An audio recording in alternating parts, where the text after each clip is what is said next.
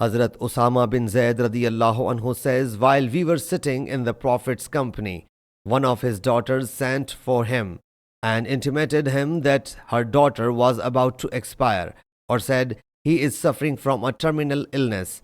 Allah's Apostle sallallahu alaihi wasallam said to the messenger, go back and said to her, whatever Allah Jalla Jalaluhu has withdrawn was his, and whatever he Jalla Jalaluhu bestows also belongs to him, and there is a calculated term for everything with him.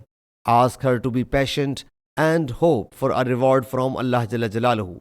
That messenger came again and submitted, she adjures you by Allah Jalla Jalaluhu to come.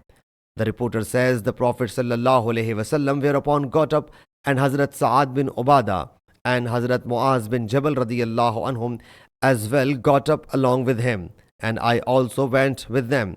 He sallallahu alaihi wasallam was brought the baby, while the baby was breathing shallowly, producing sound like water in an old water skin. The tears started rolling down from the eyes of Allah's Apostle sallallahu alaihi wasallam. Hazrat Sa'ad radiyallahu anhu thereupon said, O Allah's Apostle sallallahu alaihi wasallam, what is this?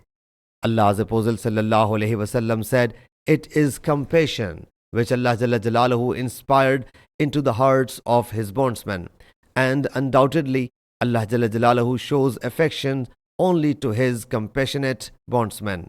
Sahih Muslim Hadith number 2132.